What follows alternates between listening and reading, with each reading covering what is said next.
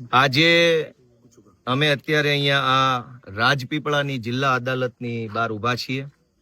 માનનીય ધારાસભ્ય શ્રી ચૈતરભાઈ વસાવાને પોલીસ દ્વારા અત્યારે અહીંયા કોર્ટમાં રજૂ કરવામાં આવ્યા હતા. પોલીસે અમારા હાથમાં છે 5 દિવસની રિમાન્ડ અરજી કોર્ટને આપી અને વિવિધ પ્રકારના 14 જેટલા મુદ્દાઓ લખ્યા.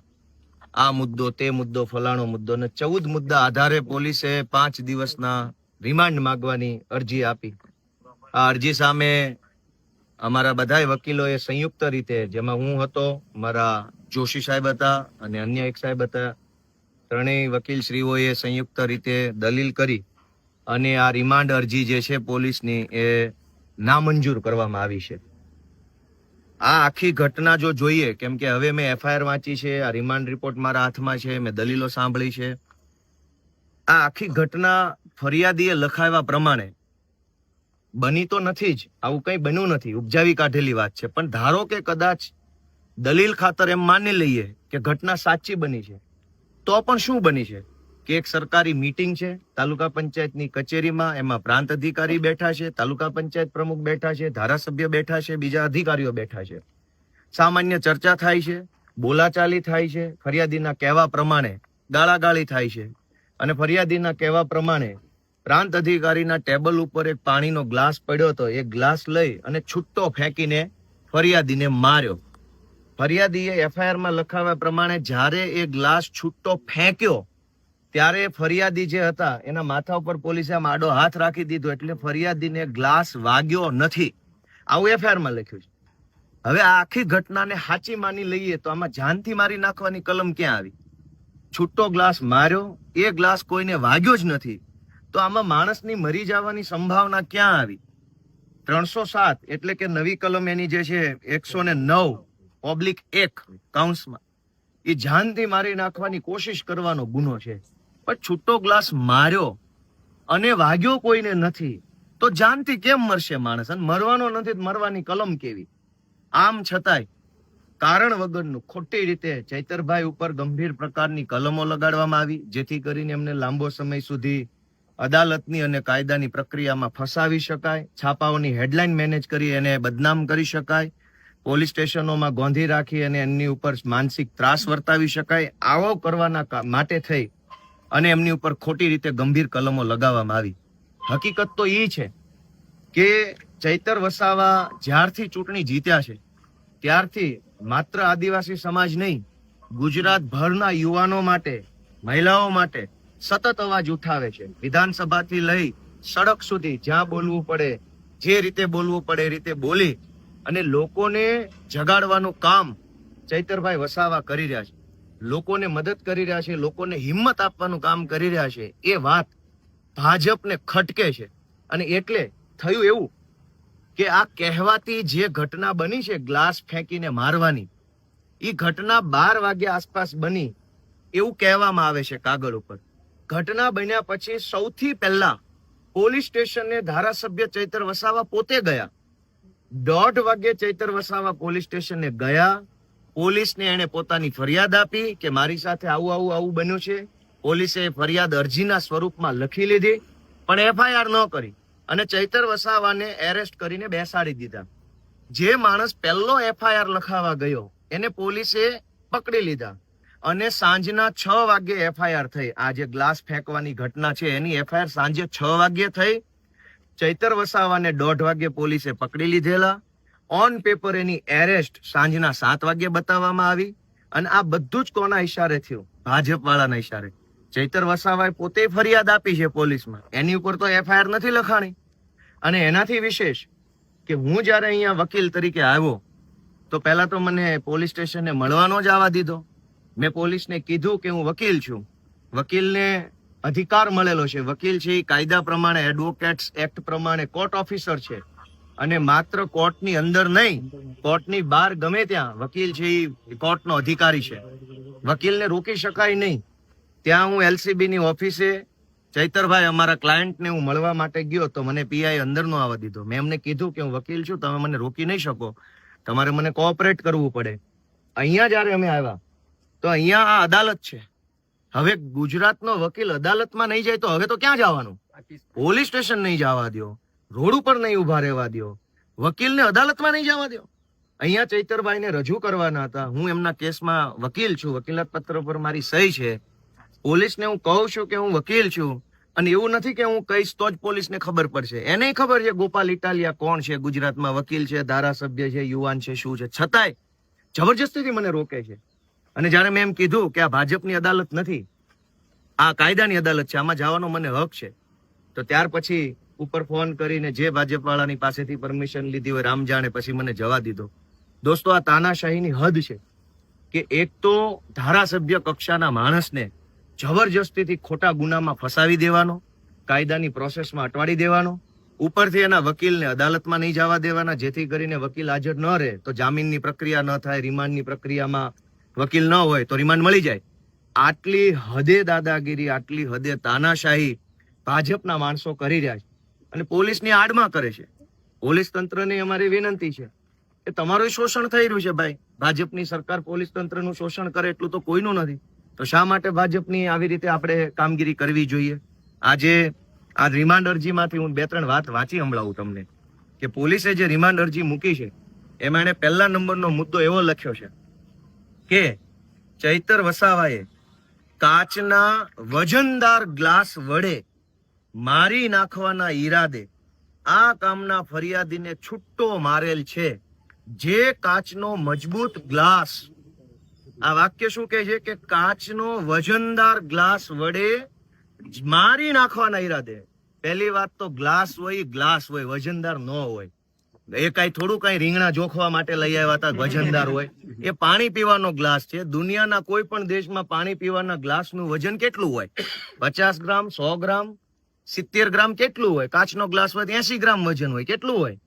છતાંય પોલીસે એવો શબ્દ ભાજપના કહેવાથી વાપર્યો કે કાચના વજનદાર ગ્લાસ વડે મારી નાખવાના ઈરાદે આ કામના ફરિયાદીને છૂટ્ટો મારેલ હોય. કોઈને ગ્લાસ છૂટ્ટો મારો તો મરી જાય એવું ભારતના ઇતિહાસમાં આપણે તો સાંભળ્યું નથી. ગ્લાસ મારવાથી કોણ મરી જાય?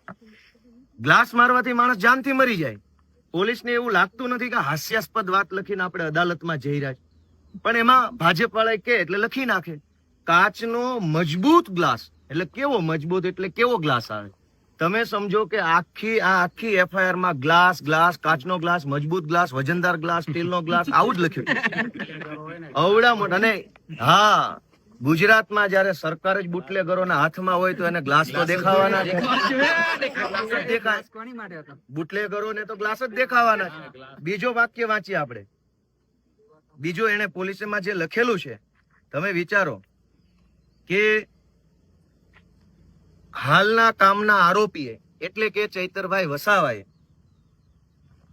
પ્રાંત સાહેબની ઓફિસમાં ચાલુ મીટિંગમાં આવું કૃત્ય કરેલ છે. જેથી કોઈ આગોતરું આયોજન કરીને આ કૃત્ય કરવાની કોઈ રણનીતિ છે કે કેમ? હવે આગોતરું આયોજન જ જો મારી નાખવાનું કર્યું હોય તો ગ્લાસ મારે, છરો મારે?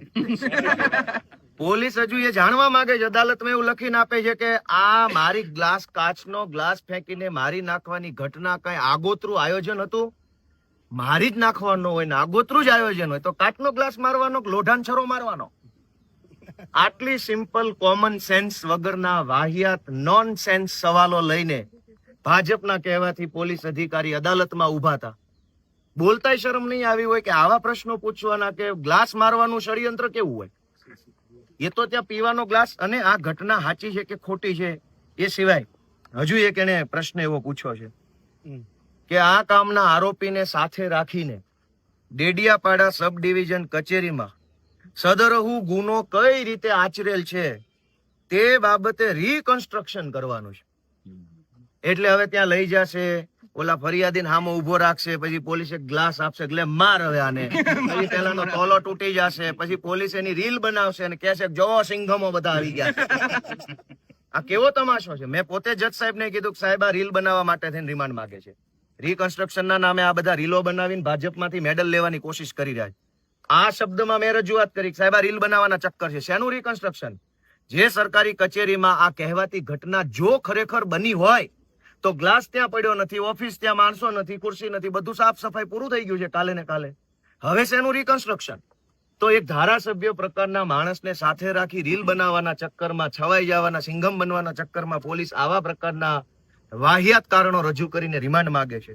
અને આ સિવાય સૌથી પહેલી વાર કે એક એવું કારણ એમણે પોલીસે લખેલું છે આમાં કે ડેડિયાપાડાના ધારાસભ્યએ તાલુકાના પ્રમુખને મારી નાખવાના ઈરાદે જીવલેણ હુમલો કર્યો, ગ્લાસ ફેંકીને. જીવલેણ, ગ્લાસ મારો એટલે માણસ મરી જાય. એ જીવલેણ હુમલો કરી પોતાની અલગ છાપ ઊભી કરવા સારું આ કૃત્ય કર્યું છે. એ છાપ ઊભી કરવાના કૃત્યની ઊંડાણપૂર્વક તપાસ કરવાની છે. હું ઊભો તો મેં જજ સાહેબને વિનંતી કરી કે સાહેબ, ગુજરાતના 6 કરોડ લોકોમાંથી માત્ર 182 લોકો ધારાસભ્ય બની શકે છે. કરોડો લોકોનું સપનું હોય છે ધારાસભ્ય બનવાનું, નથી બની શકતા. ચૈતર વસાવાને આદિવાસી સમાજે પૂરી તાકાતથી, સંપૂર્ણ બહુમતીથી ધારાસભ્ય બનાવ્યા છે. હવે કઈ છાપ ઊભી કરવાની બાકી રહી ગઈ છે? ગલાસ માર્યો. પોલીસ એવું કહે છે કે પોતાની અલગ છાપ ઊભી કરવા માટે ગલાસ માર્યો. તો કઈ છાપ ઊભી કરવાની છે? ધારાસભ્ય બની ગયા છે. ગુજરાતના જે 182 મહત્વના જે લેજિસ્લેટર્સ છે એમાંથી એક તો બનેલા છે. એની છાપ છે, ગુજરાતના યુવાનોના મન ઉપર છાપ છે, આદિવાસી સમાજની અંદર એક છાપ છે. આટલી પ્રતિષ્ઠા ધરાવતો વ્યક્તિ છે, એની ઉપર પોલીસે ભાજપના કહેવાથી આવા આરોપ લગાવ્યા. એ બધા જ આરોપોનો અમે જડબાતોડ દલીલ સાથે તર્કબદ્ધ જવાબ આપ્યો છે. પોલીસે આવા હાસ્યાસ્પદ કારણો રજૂ કર્યા છે, વાહિયાત કારણો રજૂ કર્યા છે. ચૈતર વસાવા જેવા લોકનાયકને, આદિવાસી ટાઈગરને ફસાવવા માટે થઈને આવી હાવ બાળકો જેવી રમતિયાળ વાતો રિમાન્ડ રિપોર્ટમાં લખીને લાવીને કોર્ટમાં મૂક્યા છે. એના ઉપરથી સાબિત થાય છે કે આખી ઘટના ઉપજાવી કાઢવામાં આવી છે. આવી કોઈ ઘટના બની નથી. ચૈતર વસાવા ફરિયાદ આપવા ગયાની ફરિયાદ લીધી નથી. ચૈતર વસાવાના એડવોકેટને પણ રોકી રાખવામાં આવ્યા છે. આ પણ ગંભીર પ્રકારનો ગુનો છે. અમે કોર્ટમાં ફરિયાદ પણ આપેલી છે. ચૈતરભાઈ ફરિયાદી બન્યા છે. વકીલને રોકવા બાબતની ફરિયાદ કોર્ટ રૂબરૂ આપેલી છે. આ સિવાય ચૈતરભાઈને ધક્કા મારીને ઈજા પહોંચાડવામાં આવી છે, એની પણ ફરિયાદ અમે કોર્ટમાં લખાવેલી છે. આગળનું શું? આગળ સંઘર્ષ, અમારા તો જીવનમાં જ સંઘર્ષ છે, કેમ કે અમે વિરોધ પક્ષમાં છીએ. ભાજપના માણસો બળાત્કાર કરે તો પોલીસ એને મેડલ આપે છે. ભાજપના માણસો ડ્રગ્સ વેચે તો પોલીસ એને સલામ મારે છે. ભાજપના માણસો જમીનો પચાવી પાડે તો પોલીસ એને વાહવાહી કરે છે. ભાજપના લોકો ગુંડાગીર્દી કરે, જમીન પચાવી પાડે, દારૂ વેચે, ડ્રગ્સ વેચે, સરકારી અનાજ ખાઈ જાય, સરકારી ગૌચરો ખાઈ જાય તો પોલીસ કે સરકારી તંત્રનું કંઈ બગાડી નથી લેતા. પણ છાસવારે ચૈતર વસાવા કેમ હાથમાં આવી જાય? કારણ કે ચૈતર વસાવા લડે છે, અવાજ ઉઠાવે છે. આ ગુજરાતની વિધાનસભામાં જ્યાં ચૈતરભાઈ વસાવા બેસે છે, એ જ વિધાનસભાની અંદર ભાજપનો ધારાસભ્ય પ્રાંતિજનો ગજેન્દ્રસિંહ બળાત્કારનો આરોપી છે. ગુજરાતની પોલીસમાં એવી હિંમત નથી કે એને એરેસ્ટ કરીને જેલમાં મોકલી શકે. આ ગુજરાતની અંદર મનરેગાનું કરોડો રૂપિયાનું કૌભાંડ થયું. અહીંના સાંસદ મનસુખ વસાવાએ પોતે કીધું કે ભાજપના માણસોએ હપ્તા લીધા છે. કા નર્મદા જિલ્લામાંથી પોલીસ અધિકારીઓ ભાજપના લોકોને મનરેગામાં એરેસ્ટ નથી કરતા. ચૈતર વસાવા લડે છે, યુવાન છે, અવાજ ઉઠાવે છે તો બધાની આંખમાં ખટકે છે. એટલે અમારી વિનંતી છે કે ગુજરાતની જનતા સાથ આપે, સહયોગ આપે. ગોપાલભાઈ, કયા ભાજપના નેતાના ઈશારે આ ફરિયાદ થઈ છે? ચાલો આવો સાઈડમાં.